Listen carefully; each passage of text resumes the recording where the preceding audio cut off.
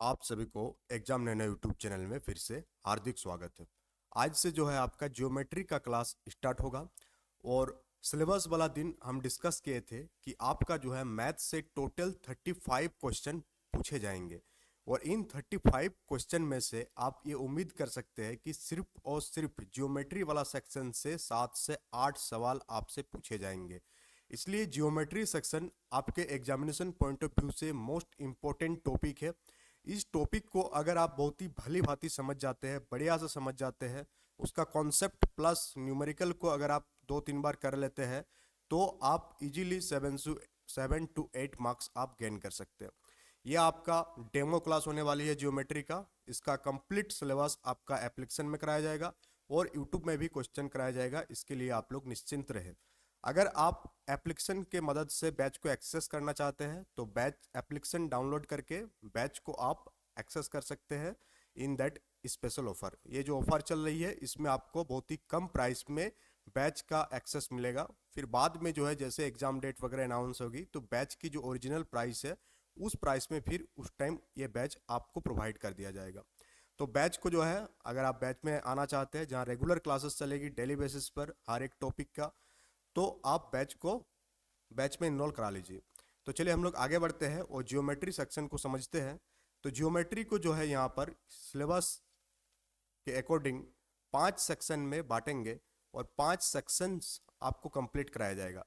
तो ये 5 सेक्शन क्या क्या होगा जिसमें हम लोग देखेंगे एक एक करके। पहला सेक्शन होगा आपका लाइंस एंड एंगल का, लाइंस एंड एंगल्स। तो पहले आपको जो कॉन्सेप्ट पढ़ना है, किसका कॉन्सेप्ट पढ़ना है? रेखा और कोण का कॉन्सेप्ट पढ़ना है और उससे जुड़ा हुआ न्यूमेरिकल करना है। सेकंड जो सेक्शन होगा ज्योमेट्री के अंतर्गत वो होगा आपका ट्रायंगल का। ट्रायंगल क्योंकि क्लास 6, 7, 8 में आपका ट्रायंगल से भर भर के क्वेश्चन दिया हुआ है झारखंड JCRT के बुक में, तो उन सारे क्वेश्चंस को हम लोग देखेंगे। थर्ड आपका जो होगा वो होगा आपका क्वाड्रिलेटरल। ये हिंदी और इंग्लिश दोनों में ये क्लास आपका होगा। या लिखने की सुविधा के लिए हम इंग्लिश में लिख रहे हैं। क्वाड्रिलेटरल यानी कि चतुर्भुज। तो हम लोगों का तीसरा सेक्शन होगा चतुर्भुज का। दूसरा सेक्शन क्या था हम लोगों का? त्रिभुज का। दूसरा सेक्शन आपका त्रिभुज का। पहला सेक्शन क्या था? रेखा एवं कोण, रेखा एवं कोण। और दो सेक्शन क्या क्या होगा आपका ज्योमेट्री के अंतर्गत? आपका होगा पॉलीगॉन। पॉलीगॉन से क्वेश्चन आपका पूछा ही जाता है, एक या दो क्वेश्चन। पॉलीगॉन हो गया आपका बहुभुज, पॉलीगॉन आपका हो गया बहुभुज। फिफ्थ आपका हो गया सर्कल। तो ये टोटल 5 सेक्शन में आपका ज्योमेट्री का क्लास कंप्लीट होगा। टोटल 5 सेक्शन में जो है आपका ये जियोमेट्री सेक्शन कंप्लीट हो जाएगा। तो आज हम लोग पहला सेक्शन से शुरुआत करते हैं। पहला सेक्शन आपका क्या है? लाइंस एंड एंगल्स यानी कि रेखा एवं कोण। तो चलिए हम लोग हेडिंग देते हैं रेखा एवं कोण। पेन एंड पेपर लेकर बैठिएगा और ये PDF आपको टेलीग्राम चैनल में के साथ साथ आपका एप्लीकेशन में भी डलवा दिया जाएगा। रेखा एवं कोण हम लोग एक एक करके सारे चीज़ों को समझते हैं। सबसे पहले हम लोग अगर ज्योमेट्री पढ़ रहे हैं तो सबसे पहले आपको जो डेफिनेशन पढ़ना है वो है बिंदु के बारे में। किसके बारे में? बिंदु। टीचिंग एग्जाम्स में आपका न्यूमेरिकल के साथ साथ कॉन्सेप्ट वाला क्वेश्चन भी मैथ में पूछा जाता है। जैसे बिंदु के बारे में 3 पॉइंट दे दिया जाएगा कि ये 3 में से क्या बिंदु के बारे में सही नहीं है, तो थोड़ा बहुत कॉन्सेप्ट भी आपको याद रखना है और बहुत ही इजीली याद हो जाएगा। तो हम लोग कह सकते हैं कि बिंदु एक ऐसा सर्कल है। क्या कह सकते हैं कि बिंदु एक ऐसा सर्कल है जिसकी ना तो मोटाई है, बिंदु का कोई मोटाई नहीं होता। भले हम लोग यह बना दे रहे हैं तो कोई मोटाई दिख रहा है, बट वास्तविक रूप में बिंदु का कोई मोटाई नहीं होता। बिंदु का ना तो कोई लंबाई होता है, बिंदु का कोई भी लंबाई नहीं होता है, ना तो बिंदु का कोई चौड़ाई होता है। यानी कि एक ऐसा ज्योमेट्रिकल शेप जिसका ना तो मोटाई हो, ना तो लंबाई हो, ना तो चौड़ाई हो, उसे हम लोग बिंदु के नाम से जानते हैं। बट ये और एक डेफिनेशन है कि सर्कल ऑफ जीरो रेडियस। क्या कहते हैं इसको? Circle of zero radius. यानी कि एक ऐसा सर्कल जिसका जो त्रिज्या होगा वो जीरो होगा, उसे हम लोग क्या कहेंगे? बिंदु के नाम से जानेंगे। तो बिंदु आपको समझ में आ गया कि बिंदु एक ऐसा शेप है जिसकी ना तो मोटाई होती है, ना तो लंबाई होती है और ना ही चौड़ाई होती है। और डेफिनेशन के हिसाब से कह सकते हैं हम लोग कि सर्कल ऑफ जीरो रेडियस, एक ऐसा सर्कल जिसका जो रेडियस होगा वो जीरो होगा, उसे हम लोग बिंदु कहेंगे। अगर हम लोग बिंदु की टाइप्स की बात करें, टाइप्स ऑफ पॉइंट्स, तो यहाँ पर हम लोग एक एक करके देखेंगे। टाइप्स ऑफ पॉइंट्स यानी बिंदु कितने प्रकार का होता है, टाइप्स ऑफ पॉइंट्स। ये सारे जो टॉपिक यहाँ पर आपके लिए डिस्कस कर रहे हैं, ये टॉपिक आपका बेस मजबूत करेगा और साथ ही साथ मैथ के प्रति इंटरेस्ट जगेगा आपका, और एग्जामिनेशन पॉइंट ऑफ व्यू से तो इम्पोर्टेंट है ही सारा टॉपिक। तो पहला जो बिंदु का प्रकार है उसे हम लोग कहते हैं कोलिनियर पॉइंट्स। क्या कहते हैं? कोलिनियर, कोलिनियर पॉइंट्स, जिसे हिंदी में कहा जाता है संरेख बिंदु। क्या कहा जाता है? संरेख बिंदु। तो संरेख बिंदु आखिर है क्या, इसको आप बहुत ही बेहतर तरीके से समझने के प्रयास करेंगे। मान लेते हैं कि एक लाइन है, क्या है? एक सीधी रेखा है। क्या है? एक सीधी रेखा है। और इस सीधी रेखा पर, ये जो सीधी रेखा हम डायग्राम में ड्रॉ किए हैं, ये इस सीधी रेखा पर कुछ बिंदु है, यानी 3 से अधिक बिंदु अगर प्रेजेंट है तो हम लोग कहेंगे कि ये सारे बिंदु कैसा है? कोलिनियर पॉइंट्स है। यानी एक ही सीधी रेखा में उपस्थित 3 या 3 से अधिक बिंदु अगर प्रेजेंट है तो वह सारे बिंदु कौन सा बिंदु कहलाएंगे? संरेख बिंदु कहलाएंगे। जैसे यहाँ पर 4 बिंदु है, point A, point B, point C, point D, point E, 5 point है और ये पांचों पॉइंट एक ही सीधी रेखा पर स्थित है, इसलिए इन सारे पॉइंट का नाम क्या हो जाएगा? संरेख बिंदु। सारे पॉइंट को हम लोग क्या बोलेंगे? संरेख बिंदु।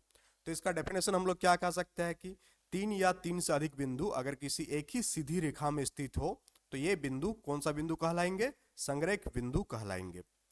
अब सेकंड जो बिंदु का प्रकार है, सेकंड की अगर हम लोग बात करें, सेकंड बिंदु का टाइप्स, तो सेकंड हो गया आपका नॉन कोलिनियर पॉइंट्स, या हिंदी में कहते हैं इसको असंरेख बिंदु।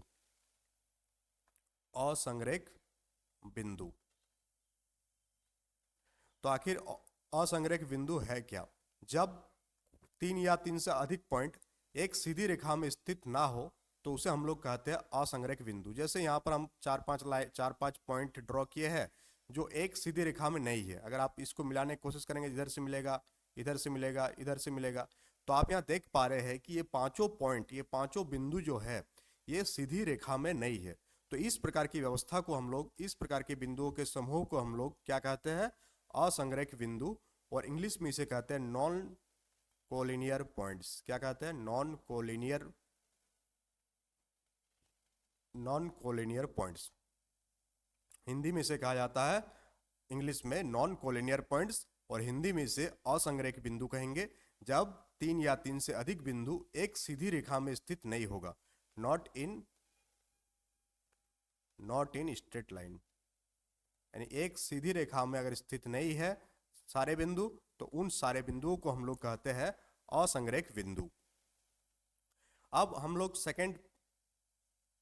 अब एक इंपॉर्टेंट टॉपिक की ओर जाएंगे और वो टॉपिक है आपका लाइंस। अब हम लोग रेखा के बारे में समझेंगे कि आखिर रेखा होता क्या है। यहाँ से आपको डेफिनेशन से क्वेश्चन बन सकता है स्टेटमेंट वाइज। तो रेखा क्या है? अगर हम लोग यहाँ पर अनंत बिंदु ले लेंगे, इन्फिनाइट नंबर ऑफ बिंदु यहाँ हम लोग ड्रॉ करेंगे, एक ही सीधी रेखा में ड्रॉ करेंगे और उसको मिला देंगे, तो जो ज्योमेट्रिकल शेप हम लोगों को प्राप्त होगा उसे हम लोग क्या कहते हैं? लाइंस कहते हैं।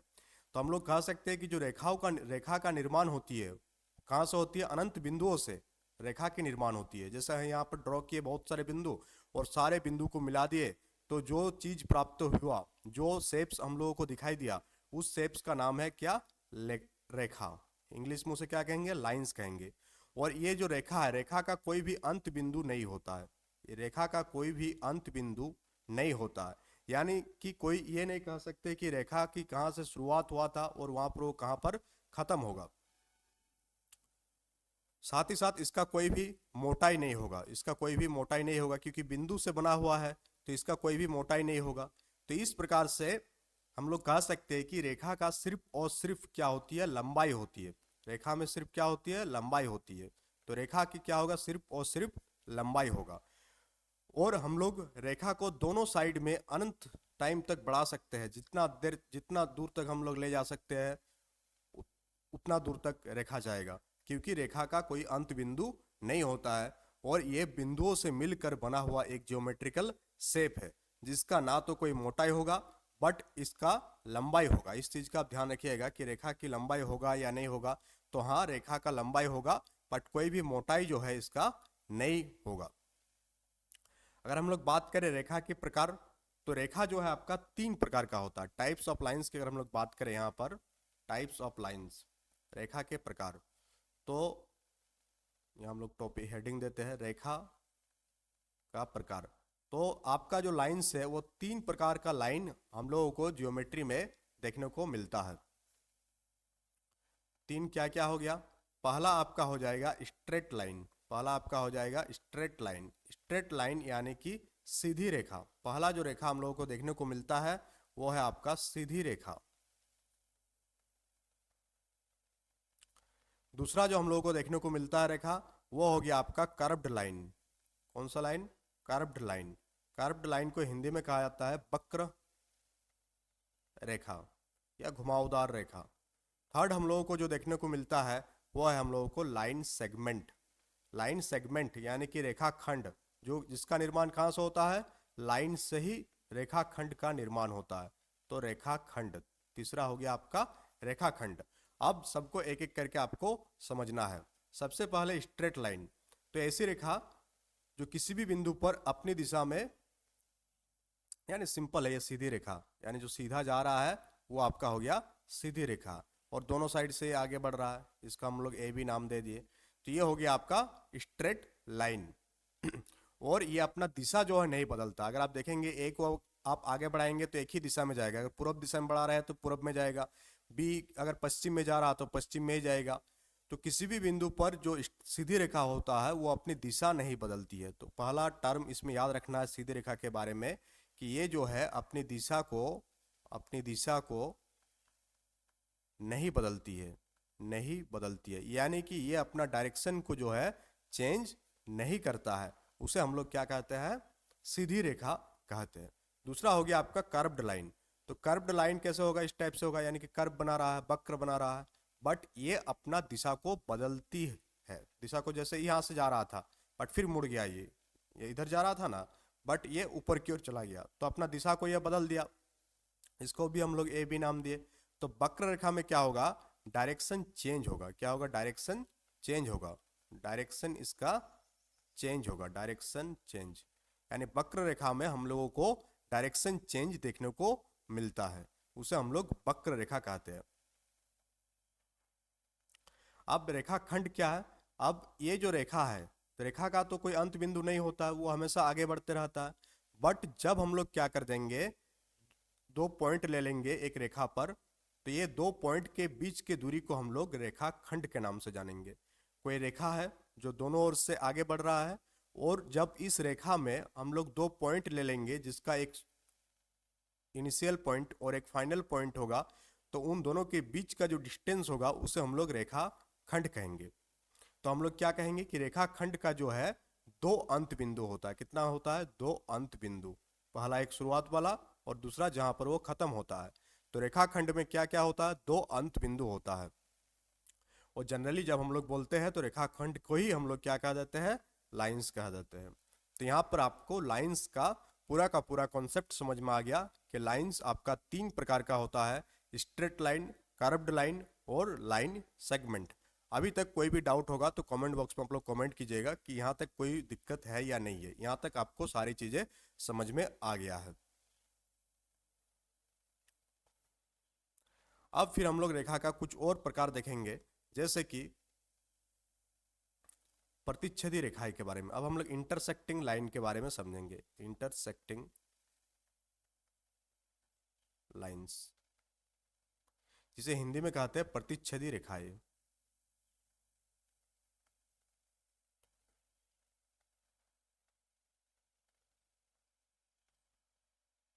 अब मान लेते हैं कि ये आपका एक लाइन है। इस लाइन का नाम हम लोग दे देते हैं ए बी। ठीक है, ये आपका लाइन ए बी है, और इस लाइन को कोई एक दूसरा लाइन है जो ए बी लाइन को यहाँ पर क्रॉस किया, यानी इसको काटा, प्रतिच्छेद किया, तो हम लोग कहेंगे सी डी लाइन इसको काटा। तो ए बी और सी डी क्या है? प्रतिच्छेदी रेखाएं है, क्योंकि ये एक दूसरे को काट रहा है। तो हम लोग प्रतिच्छेदी रेखा के बारे में जो कॉन्सेप्ट आपको याद रखना है वो ये याद रखना है कि यदि दो या दो से अधिक रेखाएं एक दूसरे को काटे, एक दूसरे को एक बिंदु पर काटे, तो उन दोनों रेखाओं को हम लोग क्या कहेंगे? प्रतिच्छेदी रेखाएं कहेंगे। यहाँ पर ए बी और सी डी कैसा रेखा है? दोनों प्रतिच्छेदी रेखाएं है, क्योंकि ये दोनों एक दूसरे को कट कर रहा है। तीसरा आपको लाइंस के बारे में समझना है, वो है कनकरेंट लाइन, यानी संगामी रेखाएं। ये संगामी रेखाएं क्या होती है? ये सारे कॉन्सेप्ट आपका क्लास 6 की किताब में आपको एनसीईआरटी में मिल जाएगा। हिंदी में इसे संगामी रेखाएं कहते हैं, इंग्लिश में बोला जाता है कनकरेंट लाइन, कनकरेंट लाइंस। अब मान लेते हैं कि 3 या 3 से अधिक रेखा है, जैसे यहाँ पर एक रेखा हो गया, दूसरा हो गया, यहाँ पर एक तीसरा कर दिए और यहाँ पर हम चौथा कर दिए। सॉरी, यहाँ से लाइन जाएगा चौथा। अब आप क्या नोटिस कर रहे हैं? यहाँ पर ये सारे रेखा, हम रेखा बना देते हैं बढ़िया से। पहले क्या नोटिस कर रहे हैं आप कि ये सारे रेखाएं जो है एक ही बिंदु से गुजर रहा है। 3 या 3 से अधिक रेखाएं जो है एक ही बिंदु से जब गुजरेगा, तब इस प्रकार की जो सिस्टम बनेगी, इन सारे रेखाओं को हम लोग क्या कहेंगे? संगामी रेखाएं कहेंगे। और जिस पॉइंट से ये सारे लाइंस गुजरेगा, उस पॉइंट को हम लोग कहते हैं पॉइंट ऑफ कनकरेंट। क्या कहते हैं? Point of concurrent. और हिंदी में इसे कहा जाता है समवर्ती बिंदु। क्या कहा जाता है? समवर्ती बिंदु। हिंदी में इसे कहा जाएगा समवर्ती बिंदु, और इंग्लिश में इसे कहा जाता है पॉइंट ऑफ कनकरेंट। तो संगामी रेखाएं आप सभी को समझ में आ गया। अब हम लोग नेक्स्ट लाइंस के बारे में देखेंगे, और वो है आपका पैरेलल लाइंस। पैरेलल लाइंस यानी कि समांतर रेखाएं। और यहाँ से आपको बहुत क्वेश्चन देखने को मिलेगा न्यूमेरिकल में। समांतर रेखा का कॉन्सेप्ट आपको समझना बहुत ही जरूरी है। तो समांतर रेखाएं के बारे में हम लोग बात करेंगे। तो समांतर रेखाएं क्या होता है? जैसे मान लेते हैं कि ये एक लाइन है, और एक लाइन यहाँ पर हम लोग खींच दिए। ये दोनों लाइन को जब हम लोग दोनों साइड से अनंत इन्फिनाइट पॉइंट्स तक बढ़ाएंगे, अनंत बिंदु तक बढ़ाएंगे, और वे एक दूसरे को अगर कहीं पर भी कट नहीं करता है, तो कहेंगे कि ये दोनों क्या है? आपका समांतर रेखा है। साथ ही साथ अगर वो समान तल में, यानी एक ही तल में स्थित है, तो भी हम लोग क्या कहेंगे? समांतर रेखा कहेंगे। खाली एक ही इसका याद रखना है कि ये कभी भी एक दूसरे को प्रतिच्छेद नहीं करेगा। चाहे आप दोनों साइड से कितना ही अनंत बिंदु तक बढ़ा दीजिए, कभी भी ये एक दूसरे को प्रतिच्छेद नहीं करेगा। कभी भी एक दूसरे को ये प्रतिच्छेद नहीं करेगा। जब दो लाइंस एक दूसरे को प्रतिच्छेद नहीं करेगा अनंत बिंदु तक, ऐसा नहीं कि अभी नहीं कर रहा है बट बाद में कर दे रहा, तो वो पैरेलल लाइंस नहीं कहलाएगा। अनंत बिंदु तक अगर वो प्रतिच्छेद नहीं करेगा, तो इस प्रकार दोनों लाइन को हम लोग कहेंगे क्या? पैरेलल लाइंस कहेंगे। इधर ए बी हो गया, इधर आपका सी डी हो गया। इसको हम लोग लिखते हैं किस प्रकार से? तो इसको हम लोग लिखते हैं A B parallel C D. तो अब कभी भी अगर आपको कहीं लिखा हुआ देखने को मिले ए बी, इस टाइप से दो लाइन, फिर सी डी, तो आप समझ जाइएगा यहाँ दो ऐसे लाइंस की बात किया जा रहा है जो आपस में क्या है? पैरेलल, यानी कि समांतर है। यानी कि पैरेलल का जो साइन है वो क्या है? ये वाला आपका पैरेलल का साइन है। ये आपको क्लियर हो गया। पैरेलल लाइंस आपका क्लियर हो गया, पैरेलल लाइंस आपको समझ में आ गया। अब हम लोग बात करेंगे परपेंडिकुलर लाइंस के बारे में। परपेंडिकुलर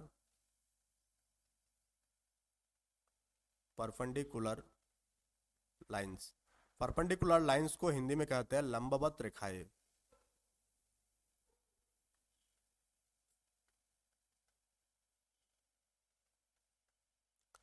जब दो रेखा, कितना रेखा? जब दो रेखा, डायग्राम बना लेते हैं, एक मिनट। जैसे ये आपका एक रेखा है और एक दूसरा रेखा है, और ये दोनों रेखाएं अगर समकोण पर प्रतिच्छेद करेगा, तब हम लोग कहेंगे कि ये दोनों रेखाएं किस प्रकार की रेखाएं हैं? लंबवत रेखाएं हैं। आप देख पा रहे होंगे यहाँ पर आपका एक रेखा है ए बी, इसका हम लोग नामकरण कर देते हैं। यहाँ पर आपका ए बी हो गया, और यहाँ आपका दूसरा है, वो है आपका सी डी। तो ये जब दो लंबवत रेखाएं एक दूसरे को समकोण पर प्रतिच्छेद करेगा, तो हम लोग कहेंगे कि ये दोनों लाइन किस प्रकार के लाइन है? लंबवत रेखा है। और परपेंडिकुलर को हम लोग डिनोट करते हैं किस साइन से? ये जो साइन है आपका, इस प्रकार से हम लोग परपेंडिकुलर को डिनोट करते हैं। और जब लिखना रहता है तो हम लोग कैसे लिखेंगे, A B perpendicular C D. इस प्रकार से आपको परपेंडिकुलर लाइंस को लिखना होता है। तो यहाँ पर आपको परपेंडिकुलर वाला सिस्टम आपको समझ में आ गया। अब आपको इंपॉर्टेंट आपका हो गया नेक्स्ट, जो कि है आपका तिर्यक रेखा, जिसे हम लोग कहते हैं ट्रांसवर्स लाइंस। क्या कहते हैं, ट्रांसवर्स लाइंस।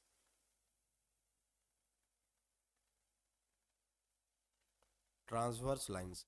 अब हम लोग देखेंगे कि आखिर ये ट्रांसवर्स लाइन होता क्या है, और यहाँ से आपको क्वेश्चन देखने को मिलता है। तिर्यक रेखा से संबंधित क्वेश्चन आपका क्लास 6 क्लास 7 का ज्योमेट्री का बुक में आपको देखने को मिलेगा।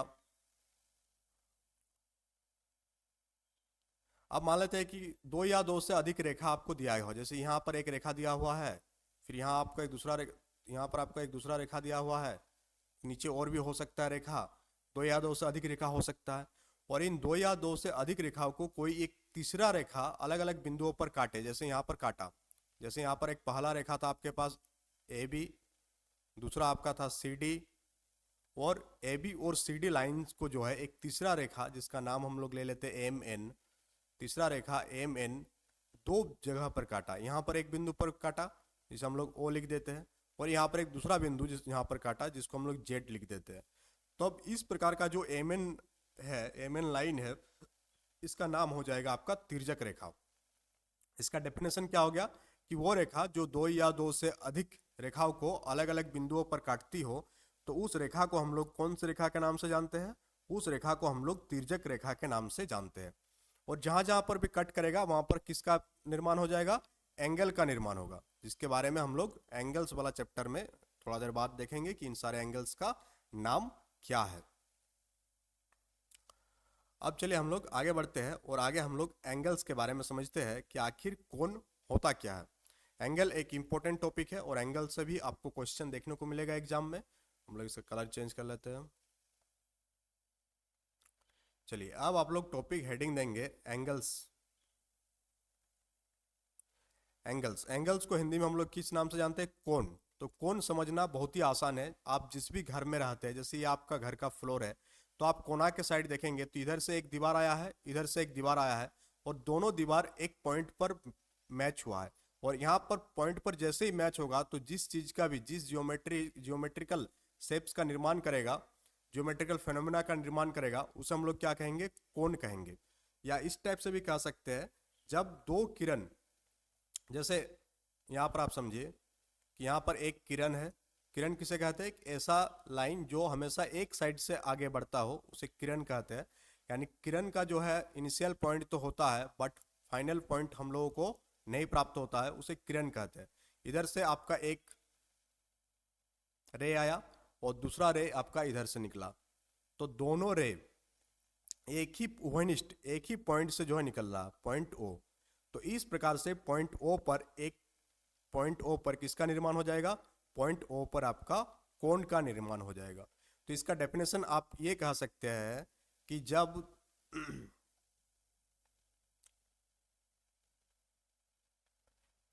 इसको डेफिनेशन इस प्रकार से आप कह सकते हैं कि जब दो किरण एक ही उभयनिष्ठ बिंदु से प्रारंभ होती है तो कोण का निर्माण होता है। क्या कहेंगे, जब दो किरण एक ही उभयनिष्ठ बिंदु से प्रारंभ होता है तो उसे हम लोग कोण कहते हैं। तो उसे हम लोग क्या कहेंगे, कोण कहेंगे, क्योंकि वहां पर एक कोण का निर्माण होगा। और यहाँ पर ओ को शीर्ष कहलाएगा। ये तो सिंपल टॉपिक है। चलिए हम लोग अब एंगल्स का हम लोग टाइप्स देखेंगे।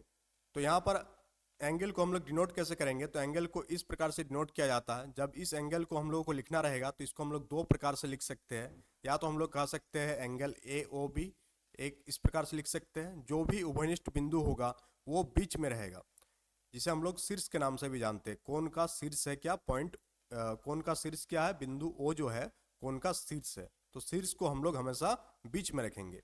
दूसरा इसको कैसे लिख सकते हैं, एंगल बी ओ ए के फॉर्मेट में हम लोग इसे लिख सकते हैं।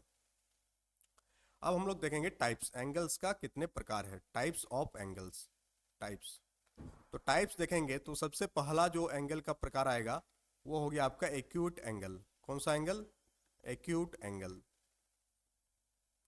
एक्यूट एंगल को हिंदी में कहा जाता है न्यून कोण। क्या हो जाएगा, न्यून कोण। अगर किसी कोण का माप जो है 90 डिग्री से कम हो, कितना डिग्री से कम हो, 90 डिग्री से कम हो, तो उसे हम लोग एक्यूट एंगल के नाम से जानते हैं। यानी हम लोग कह सकते हैं कि वो कोण 0 डिग्री से बड़ा होगा, वो कोण क्या होगा, 0 डिग्री से बड़ा होगा, बट 90 डिग्री से छोटा होगा, बट 90 डिग्री से छोटा होगा। तो उस प्रकार के कोण को हम लोग किस नाम से जानेंगे, न्यून कोण के नाम से जानेंगे। जैसे आपका 89 डिग्री, 89 डिग्री आपका कौन सा कोण होगा, न्यून कोण होगा। क्यों, क्योंकि ये 90 डिग्री से छोटा है। 5 डिग्री कौन सा कोण होगा आपका, 5 डिग्री आपका एक्यूट एंगल होगा। क्यों होगा, क्योंकि ये 90 डिग्री से छोटा है और 0 डिग्री से बड़ा है। अगर आपसे पूछ दिया जाए 45 डिग्री कौन सा एंगल है, तो 45 डिग्री आपका न्यून कोण है, क्योंकि 90 डिग्री से छोटा है। उसी टाइप से अगर 75 डिग्री आपसे पूछ दिया जाए, तो 75 डिग्री कौन सा एंगल होगा आपका, 75 डिग्री आपका एक्यूट एंगल होगा, क्योंकि यह आपका 90 डिग्री से छोटा है। आपको एक्यूट एंगल समझ में आ गया कि एक्यूट एंगल किसे कहते हैं। अब हम लोग सेकंड जाएंगे, सेकंड टाइप देखेंगे एंगल्स का। और एंगल का सेकंड टाइप से है आपका, कलर चेंज करते हैं पेन का, 1 मिनट। एंगल का सेकंड टाइप हो गया आपका यहाँ पर, सेकंड हो गया आपका राइट एंगल। अब हम लोग किसके बारे में जानेंगे, राइट एंगल। क्लास अगर अच्छा लग रहा है तो क्लास को लाइक कीजिएगा, शेयर कीजिएगा ज़्यादा से ज़्यादा अपने दोस्तों तक, सो दैट इसका रीच बढ़े। समकोण, समकोण, राइट एंगल को हम लोग हिंदी में कहते हैं समकोण।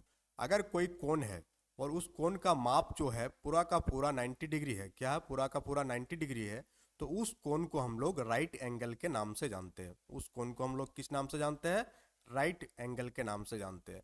यानी कि यहाँ पर थीटा बराबर 90 डिग्री होगा हमेशा।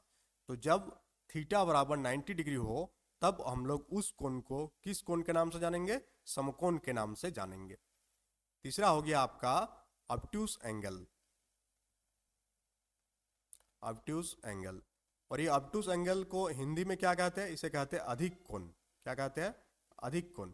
और यहीं से आपका त्रिभुज का भी कॉन्सेप्ट आपको क्लियर हो जाएगा, अगर ये कॉन्सेप्ट अभी आप क्लियर कर लेते हैं। अधिक कोण किसे कहते हैं, अगर ऐसा कोण है, कोई एक ऐसा एंगल है, पहला एंगल यहाँ बना दे रहे हैं हम, जिसका माप जो है 90 डिग्री से बड़ा है बट 180 डिग्री से छोटा हो, तो उस प्रकार के कोण को हम लोग किस कोण के नाम से जानते हैं, अधिक कोण के नाम से जानते हैं। यानी एक ऐसा एंगल जो 90 डिग्री से बड़ा हो, जो 90 डिग्री से बड़ा हो बट 180 डिग्री से छोटा हो, तो उसे हम लोग अधिक कोण के नाम से जानते हैं।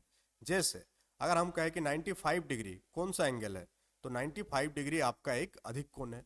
98 डिग्री कौन सा एंगल है, अधिक कोण है। अब आप पूछेंगे क्यों अधिक कोण है, क्योंकि ये 90 डिग्री से बड़ा है बट 180 से छोटा है। जैसे हम कहें कि 175 डिग्री कौन सा एंगल है, तो 175 आपका अधिक कोण है, क्योंकि ये 180 से छोटा है बट 90 से बड़ा है। उसी प्रकार से 105 डिग्री कौन सा एंगल है, तो 105 डिग्री आपका एक अधिक कोण है, क्योंकि ये 90 डिग्री से बड़ा है बट 180 से छोटा है।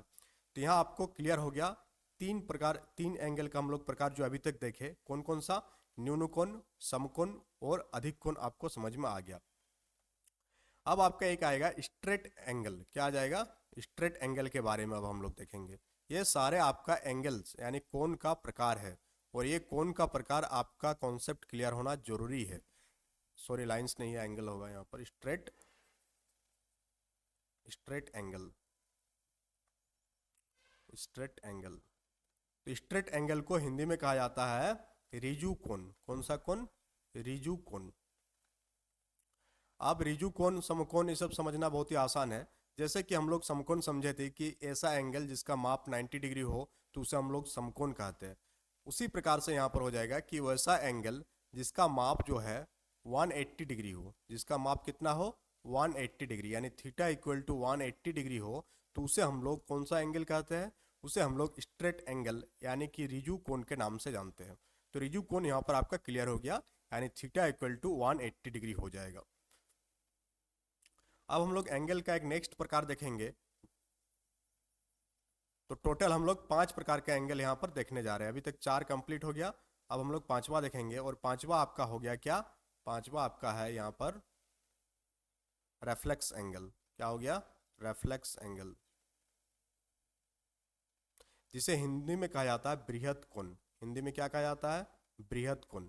अब सिंपल है, हम लोग कहाँ तक देख लिए थे, 180 डिग्री देख लिए थे। अब उसका बाद देखेंगे हम लोग, यानी कि एक ऐसा एंगल का फॉर्मेशन, एक ऐसा एंगल का निर्माण होगा जो 180 डिग्री से जो क्या होगा, यहाँ पर इस टाइप से पीछे साइड से बनेगा जो ये जो थीटा थीटा ये इधर वाला की बात कर रहे हैं हम लोग, जो क्या होगा आपका 180 डिग्री से अधिक होगा, 180 डिग्री से ज़्यादा होगा, बट 360 डिग्री से छोटा होगा, तो उसे हम लोग किस कोण के नाम से जानेंगे, उसे हम लोग बृहद कोण के नाम से जानते हैं।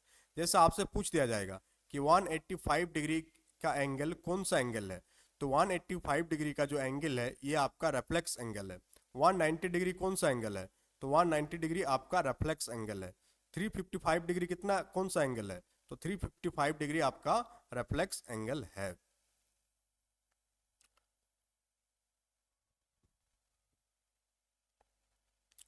अब हम लोग नेक्स्ट टॉपिक की ओर बढ़ेंगे एंगल्स का, और एंगल का नेक्स्ट टॉपिक है आपका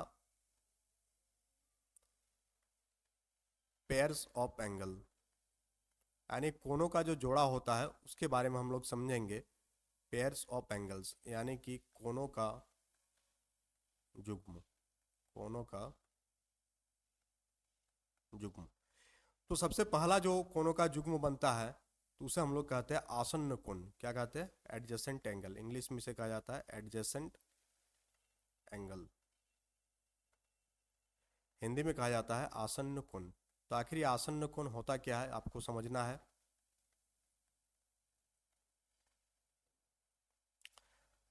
यहाँ पर पहले एक डायग्राम हम लोग बनाएंगे, उसके बाद आपको एक एक करके समझाएंगे। पहले हम लोग एक कोण बनाए और फिर और एक यहाँ से एक लाइन पास किए तो एक दूसरा कोण, टोटल तीसरा कोण का निर्माण हुआ। तो हम लोग कहते हैं कि दो कोण आसन्न कोण कहलाएंगे। पहले इसका इस सभी का उभयनिष्ठ बिंदु अगर सेम है, सभी का उभयनिष्ठ बिंदु सेम है, या ओ हो गया, यहाँ पर ए मान लेते हैं, इसको बी कर देते हैं, इसको सी कर देते हैं। आसन्न कोण कब होगा, जब दो कोण का जो शीर्ष होगा वो सेम होगा। यहाँ पर ओ क्या है, शीर्ष है। आप यहाँ पर देख पा रहे हैं, यहाँ पर जितने भी कोण का निर्माण हुआ, जैसे कि angle A O B, angle A O C, angle P O C, इन तीनों कोण का जो शीर्ष है वो शीर्ष सेम है और वो क्या है, ओ है। तो पहला आपका इसका कंडीशन हो जाएगा आसन्न कोण होने के लिए कि अगर सारे एंगल का वर्टेक्स यानी शीर्ष सेम है तो वो एंगल कौन सा एंगल होगा, आसन्न कोण कहलाएंगे आपस में। तो सभी का वर्टेक्स सेम होना जरूरी है, यानी कि शीर्ष जो है सेम होना चाहिए, तो वो कौन सा कोण कहलाएंगे, आपका आसन्न कोण कहलाएंगे।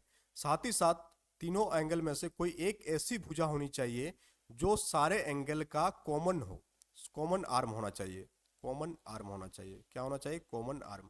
जैसे आपको यहाँ पर समझना है, जैसे यहाँ पर है आपका एंगल ए ओ सी, ठीक है, दूसरा एंगल है आपका बी ओ सी। इन दोनों एंगल का जो उभयनिष्ठ सेम वर्टेक्स है, वर्टेक्स क्या है, दोनों का ओ वर्टेक्स है। साथ ही साथ इसका एक ओसी वाला जो आर्म है, ओसी वाला जो भुजा है, ये आपका क्या है, उभयनिष्ठ है। ओसी भुजा आपका बीओसी में भी प्रेजेंट है और एओसी में भी प्रेजेंट है। तो इस प्रकार से हम लोग कह सकते हैं कि एओसी और बीओसी जो है किस प्रकार के कोण है, आपका आसन्न कोण है। तो आसन्न कोण के लिए क्या क्या कंडीशन होना चाहिए, पहला कंडीशन कि सेम वर्टेक्स होना चाहिए, यानी कि उसका शीर्ष उभयनिष्ठ होना चाहिए। दूसरा, कोई ना कोई एक भुजा जो है दोनों कोणों का कॉमन होना चाहिए। जैसे कि यहाँ पर एंगल एओसी और एंगल बीओसी में हम लोग देखें, तो यहाँ पर आपको आसन्न कोण समझ में आ गया। अब हम लोग बात करेंगे पूरक कोण के बारे में। नेक्स्ट आप पेयर्स ऑफ एंगल में देखेंगे पूरक कोण। इसका कलर चेंज करते हैं हम लोग। दूसरा हो गया आपका पूरक कोण।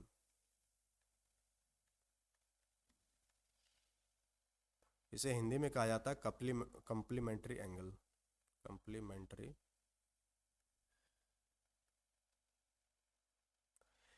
कंप्लीमेंट्री एंगल कब कहेंगे, जब दो कोणों का योग, जब दो कोणों का योग यानी थीटा वन, ऐसे हम लोग लिख सकते हैं कि theta one plus theta two कितना हो, 90 डिग्री हो, तब इन दोनों कोण को हम लोग कहेंगे एक दूसरे का ये पूरक है, एक दूसरे का ये पूरक है। जैसा आप यहाँ पर समझेंगे, जैसे यहाँ पर पहला हम लोग एक समकोण बना दे रहे हैं, पहला हम लोग क्या बना दिए, एक समकोण बना दिए। अब इस समकोण का पूरा मान कितना है, इस समकोण का पूरा मान 90 डिग्री है, बट यहाँ पर एक और लाइन गया और इस समकोण को डिवाइड किया है, तो यहाँ पर दो अलग अलग कोण का निर्माण हुआ। यहाँ पर एक आपका एक्स एंगल बना और दूसरा आपका वाई बना। बट कभी भी आप एक्स और वाई को जोड़ेंगे तो आपको तो 90 डिग्री आएगा ना, उससे ज़्यादा तो आएगा नहीं कभी। भले एक्स कभी कम आएगा, वाई सॉरी वाई कभी कम आएगा। तो इस प्रकार एक्स और वाई को हम लोग कैसा एंगल कहते हैं? पूरक कोण कहते हैं। तो इसका डेफिनेशन सिंपल हो जाएगा, यदि दो कोणों का योग 90 डिग्री है तो उसे हम लोग पूरक कोण कहते हैं।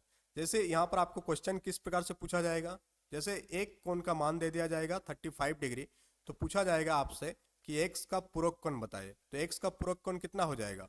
तो हम लोग यहाँ इजीली निकाल सकते हैं इसको, सीधा सीधी 90 से आपको माइनस कर देना है। तो 90 से आप माइनस करेंगे कितना आ जाएगा? 55 डिग्री। तो यहाँ पर x का पूरक जो y है उसका मान कितना हो गया? 55 डिग्री। यानी कि दो कोणों का योग जब 90 डिग्री होगा तब उसे हम लोग कहेंगे पूरक कोण।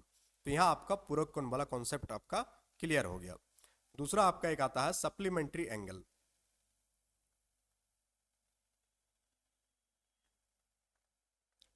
सप्लीमेंट्री सप्लीमेंट्री एंगल को हिंदी में कहा जाता है संपूरक कोण। क्या कहा जाता है? संपूरक कोण।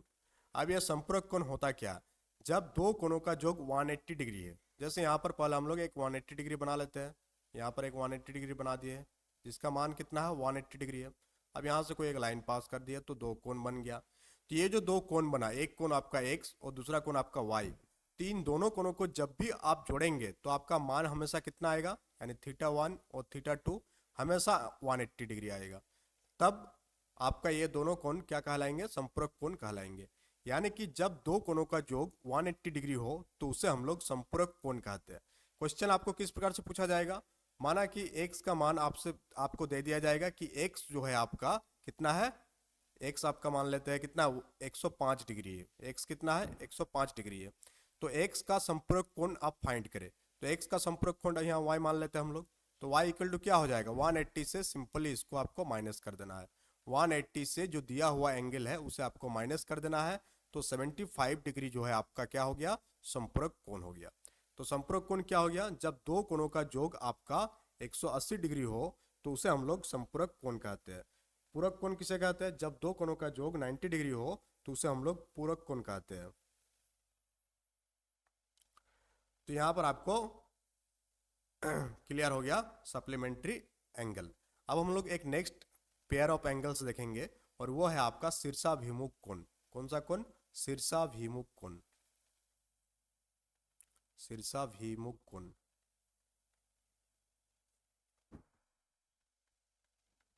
शीर्षाभिमुख कोण को हम लोग इंग्लिश में कहते हैं vertically opposite lines. Vertically opposite lines. आखिर ये वर्टिकली ऑपोजिट लाइंस होता क्या? जैसे यहाँ से एक लाइन पास हुआ और यहाँ से एक लाइन पास हुआ है, तो दोनों एक दूसरे को काटा है। तो यहाँ पर क्या बना? उस टाइम बताए थे कि यहाँ पर आपका यहाँ पर एक एंगल बना, यहाँ एक एंगल बना, यहाँ पर एक एंगल बना और यहाँ पर एक एंगल बना। तो यहाँ पर ये जो शीर्ष हो गया, यहाँ पर एक एंगल बना। चले इसका नाम देते हैं पहले। ये ए हो गया आपका, यहाँ पर आपका बी हो गया, यहाँ पर आपका सी हो गया, यहाँ पर आपका डी हो गया। तो हम लोग क्या कहते हैं कि जब दो रेखाएं प्रतिच्छेद करता है, कौन कौन सी दो रेखा है? ए बी रेखा और सी डी रेखा। यहाँ पर ओ बिंदु पर क्या क्या प्रतिच्छेद क्या है? तो हम लोग ये कहेंगे कि जब दो रेखाएं एक दूसरे को प्रतिच्छेद करता है तो शीर्षाभिमुख कोण का दो पेयर बनता है। कौन कौन सा दो पेयर? जैसे ए बी और सी डी लाइन काटा तो एक पेयर आपका बना एंगल ए ओ डी का और दूसरा पेयर आपका क्या बन गया? एंगल बी ओ सी का। क्या बना दूसरा? एंगल बी ओ सी। ये हो गया आपका पहला पेयर बना। कौन सा? एंगल ए ओ डी ये वाला और एंगल बी ओ सी, जो हम लोग क्या कर रहे हैं यहाँ पर? थिक कर रहे हैं एंगल ए ओ डी और बी ओ सी। और दूसरा पेयर आपका बना है यहाँ पर एंगल ए ओ सी। कौन सा बना? यहाँ पर ज्यादा मोटा कर रहे हैं इसको, एंगल ए ओ सी बना है। और दूसरा क्या बना है? Angle B O D. Angle B O D. तो इस प्रकार से आपका दो दो पेयर बन रहा है और दोनों पेयर जो होगा शीर्षाभिमुख कोण में आपस में बराबर होगा। यानी एंगल ए ओ डी और एंगल बी ओ सी आपस में क्या होगा? बराबर होगा। तो इस प्रकार के जो कोण बनते हैं उसे हम लोग कहते हैं शीर्षाभिमुख कोण या वर्टिकली ऑपोजिट लाइंस। आप हमेशा याद रखिएगा कि वर्टिकली ऑपोजिट लाइंस आपस में बराबर होगा। आपस में क्या होगा? बराबर होगा। तो यहाँ आपका शीर्षाभिमुख कोण आपको समझ में आ गया। अब हम लोग नेक्स्ट जो आपका टॉपिक है वो है करस्पॉन्डिंग एंगल्स, और ये आपका बहुत ही इंपॉर्टेंट टॉपिक है, और ये टॉपिक हम लोग इसको कल से कंटिन्यू करेंगे करस्पॉन्डिंग एंगल्स के बारे में, जिसे हिंदी में कहा जाता है संगत कोण। ये हम लोग कल से इसको कंटिन्यू करेंगे। अभी तक हम लोग क्या क्या देखे उसके एक बार समारी कर लेते हैं, और फिर हम लोग क्लास को एंड करते हैं। एक बार आपको रिवाइज हो जाएगा कि अभी तक आज हम लोग क्या क्या देखे। सबसे पहले हम लोग बात करें जियोमेट्री के बारे में, जियोमेट्री सेक्शन क्यों इंपॉर्टेंट है एग्जामिनेशन पॉइंट ऑफ व्यू से। उसके बाद हम लोग देखें कि जियोमेट्री को हम लोग 5 सेक्शन में डील करेंगे। पहला आप रेखा एवं कोण के बारे में, सेकंड सेक्शन में हम लोग त्रिभुज के बारे में देखेंगे, थर्ड में चतुर्भुज, चौथा में बहुभुज यानी कि पॉलीगॉन, और पांचवा में हम लोग सर्कल के बारे में। फिर हम लोग देखें पॉइंट किसे कहते हैं, कि सर्कल ऑफ जीरो रेडियस को हम लोग पॉइंट के नाम से जानते हैं।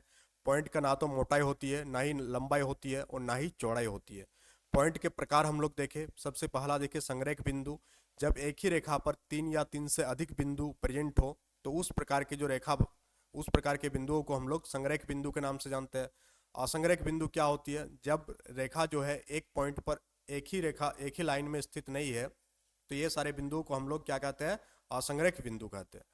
लाइंस क्या होती है, लाइंस का कोई अंत बिंदु नहीं होता है, और इसका मोटाई जो है आपका, इसका जो कोई मोटाई नहीं होता है, बट इसका जो है लंबाई होता है, तो उसे हम लोग लाइंस के नाम से जानते हैं।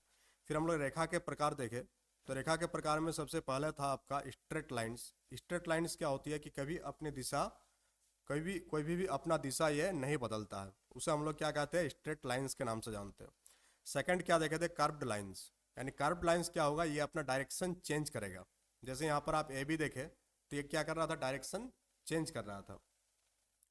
फिर हम लोग देखें लाइन सेगमेंट। जब एक रेखा का 2 अंत बिंदु होगा तो उसे हम लोग किस नाम से जानते हैं, लाइन सेगमेंट के नाम से जानते हैं। फिर हम लोग देखें इंटरसेक्टिंग लाइंस के बारे में। जब 2 रेखा आपस में एक दूसरे को कट करेगा एक बिंदु पर, तो उसे हम लोग कहेंगे इंटरसेक्टिंग लाइंस। फिर हम लोगों का था संगामी रेखा, कंकरेंट लाइंस। जब 3 या 3 से अधिक रेखा एक ही बिंदु से गुजरेगा तो जो रेखाओं का पैटर्न बनेगा उसे हम लोग कहेंगे संगामी रेखाएं, और जिस पॉइंट से गुजरेगा उसे हम लोग कहेंगे समवर्ती बिंदु। फिर हम लोग देखें पैरेलल लाइंस के बारे में, समांतर रेखा जो कभी भी एक दूसरे को प्रतिच्छेद नहीं करेगा, और पैरेलल लाइंस का साइन हम लोग देखें इस प्रकार से पैरेलल लाइंस को हम लोग डिनोट करते हैं। फिर हम लोग देखें परपेंडिकुलर लाइन। जब 2 लाइन एक दूसरे पर 90 डिग्री का निर्माण करता है तो उसे हम लोग लंबवत रेखाएं कहते हैं। फिर आपका देखें तिर्यक रेखा। जब 2 रेखा को कोई एक तीसरी रेखा काट दे तो उसे हम लोग कहते हैं तिर्यक रेखा। 2 या 2 से अधिक रेखा को काट सकती है। ये हम लोग डायग्राम में 2 रेखा के साथ निर्माण किए। फिर हम लोग देखें कोण के बारे में। जब 2 रे एक ही पॉइंट से निकलता है तो किसका फॉर्मेशन होता है, कोण का फॉर्मेशन होता है। कोण के टाइप में हम लोग सबसे पहले देखें न्यून कोण के बारे में। न्यून कोण क्या होता है, जो 0 डिग्री से बड़ा होता है बट 90 डिग्री से छोटा होता है। फिर हम लोग देखें राइट एंगल के बारे में। राइट एंगल क्या होता है, जिसका माप 90 डिग्री हो उसे हम लोग राइट एंगल कहते हैं। जिसका मान जो है आपका 90 डिग्री हो उसे हम लोग क्या कहते हैं, राइट एंगल कहते हैं। अधिक कोण हम लोग देखें कि जिसका मान जो है 90 डिग्री से बड़ा हो बट 180 डिग्री से छोटा हो तो उसे हम लोग क्या कहते हैं, अधिक कोण कहते हैं। फिर हम लोग देखें रेफ्लेक्स एंगल। जिस कोण की माप 180 डिग्री से बड़ा हो बट 360 डिग्री से छोटा हो तो उसे हम लोग बृहद कोण यानी कि रेफ्लेक्स एंगल कहेंगे। और जिस कोण का माप 180 डिग्री हो उसे हम लोग स्ट्रेट लाइंस के नाम से जानते हैं। फिर हम लोग पेयर्स ऑफ एंगल्स देखें, यानी कोणों का युग्म। सबसे पहला है आपका एडजेसेंट लाइन, जो कि अभी तक खत्म नहीं हुआ, ये कंटिन्यू होगा आगे भी। एडजेसेंट लाइन क्या होती है, जिसका एक ही वर्टेक्स हो, सेम वर्टेक्स हो, और साथ ही साथ कोई एक भुजा, एक आर्म जो है कॉमन हो, तो उसे हम लोग एडजेसेंट एंगल कहते हैं। यहाँ पर आप एंगल AOC और एंगल BOC आपस में क्या है, एडजेसेंट है, यानी कि आसन्न कोण है।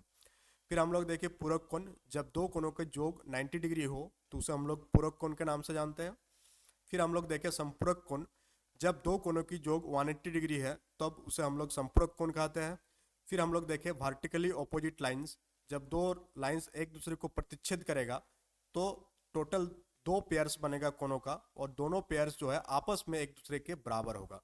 यानी यहाँ पर हम लोग देखें एंगल AOD BOC के बराबर है और एंगल AOC BOD के बराबर है। तो सेशन के बारे में फीडबैक जरूर दीजिएगा, सेशन कैसा लगा। ये पीडीएफ आपको एप्लीकेशन में डलवा दिया जाएगा, एप्लीकेशन से इस पीडीएफ को आप एक्सेस कर लीजिएगा। और साथ ही अगर आप बैच में जुड़ना चाहते हैं तो अभी आपके लिए स्पेशल ऑफर चल रहा है। अभी आप बैच में जुड़ जाइए तो आप बहुत ही कम प्राइस में इतने सारे बेनिफिट्स आपको दिया जा रहा है। लाइव क्लासेस दिया जा रहा है, चैप्टर वाइज क्लास नोट्स आपको मिलेगा, section wise PDF notes provide किया जाएगा। साथ ही साथ जेएसएससी का जो प्रीवियस ईयर क्वेश्चन है ये आपको प्रोवाइड किया जाएगा। और 10th full length test series आपको दिया जाएगा। और टेस्ट सीरीज आपका एग्जामिनेशन पॉइंट ऑफ व्यू से बहुत ही ज़्यादा इंपॉर्टेंट है, क्योंकि आपका एग्जाम जो है आपका सीबीटी मोड में होने वाली है। तो अभी तक के लिए आप इसको 351 में एक्सेस कर सकते हैं। बाद में ये कोर्स फी आपका जो ओरिजिनल कोर्स फी है उसमें इसको कर दिया जाएगा। तो चलिए सेशन के बारे में फीडबैक जरूर दीजिएगा, कैसा लगा फीडबैक। और रेगुलर बेसिस पर आपका क्लासेस लिया जाएगा, एप्लीकेशन पर भी और यूट्यूब पर भी, इसके लिए आप निश्चिंत रहें। चलिए मिलते हैं कल हम लोग यूट्यूब में जो आपका क्लास होगा वो क्लास शाम 6 बजे के बाद ही आपको सेशन देखने को मिलेगा। बट अगर हम लोग एप्लीकेशन की बात करें तो एप्लीकेशन में जनरली सुबह के टाइम में आपको ज़्यादा क्लासेस देखने को मिलेगा। सुबह 6 बजे से लेकर के सुबह 9 बजे तक आपको 2-3 क्लासेस डेली बेसिस पर आपको प्रोवाइड किया जाएगा। तो that's all for it, thank you for attending the session.